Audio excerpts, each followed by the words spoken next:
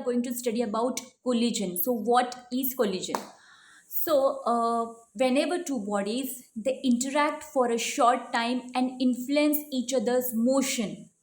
So when we talk about collision, we just have this picture in mind that two bodies they are actually coming in physical contact with each other, then we say that collision is happening. But in physics, collision means whenever two bodies they interact with each other for a short time, not necessarily they are in physical contact with each other, they are just influencing each other's motion, then it is called as collision. So can two bodies which not come in contact with each other are said to collide? Yes. Collisions are not limited to cases in which two bodies come into contact in the usual sense. Bodies that do not come in contact with each other, but suppose they exert forces on each other, and because of that, they influence each other's motion, then also we can say that these two bodies collided. So for example, if you take the example of deflection of an alpha particle by a nucleus, so in this case alpha particle it is not coming in contact with the nucleus, because alpha particle it is positively charged, your nucleus it is also positively charged, so there is a strong force of repulsion. So those alpha particle and nucleus they cannot come in direct contact with each other, but because of the force of repulsion, direction of alpha particle has changed, it experiences deflection. So then we can say that nucleus and alpha particle collision is taking place. Now conservation laws. So many collision problems can be solved using conservation laws.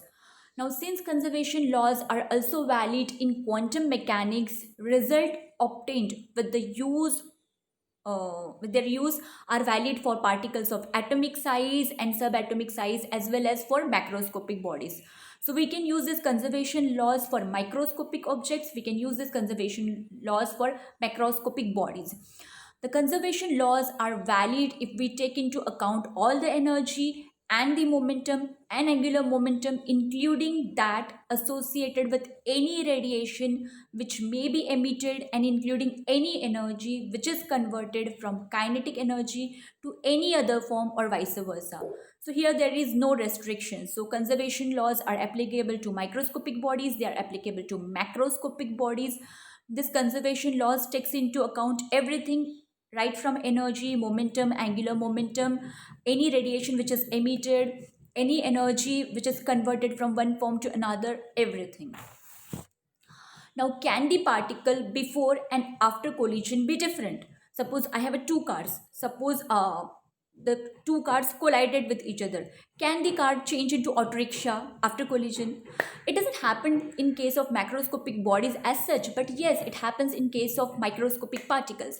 So, another important aspect of collision that we must know is that the particles after collision may not be the same as the particles before collision. For example, when a positron it approaches an electron, positron and electron they annihilate, they disappear, and two gamma photons appear in their place. So here that is how electron and positron they are called as antiparticles of each other. What are antiparticles?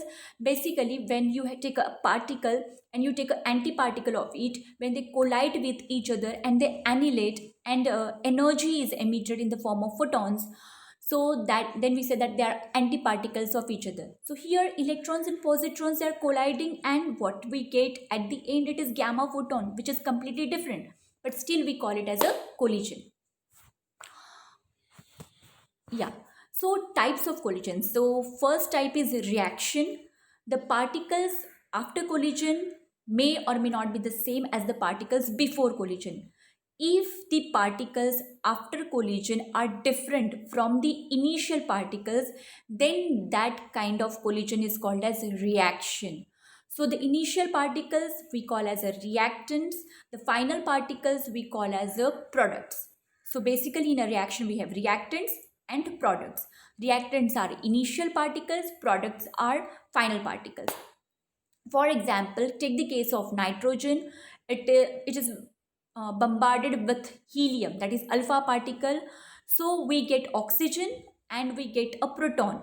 Now in this reaction, nitrogen and alpha particle, they are called as reactants. Oxygen and proton, they are called as products.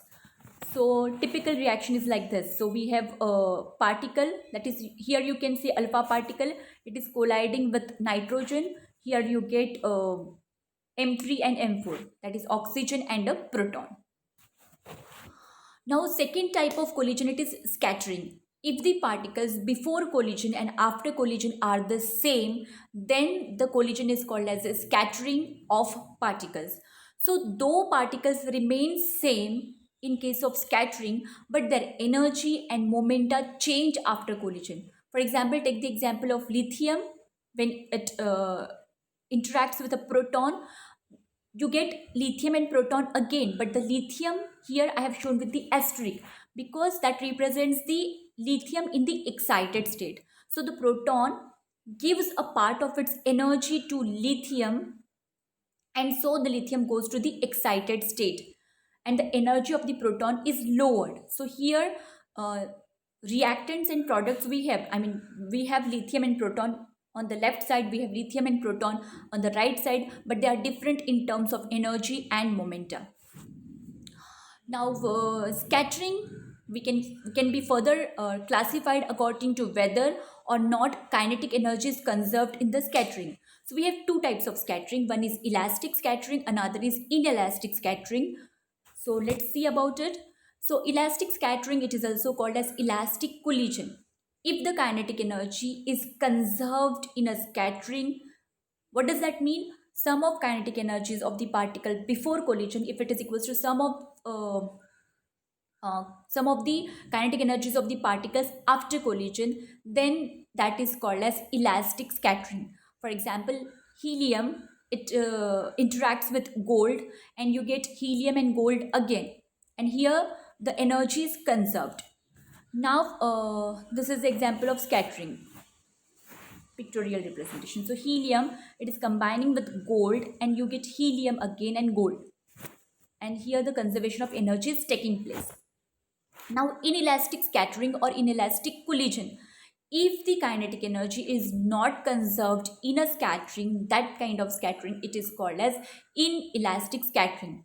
The sum of kinetic energies of the particles before collision and after collision, it is not the same. So the total kinetic energy, it can increase or it can decrease after collision.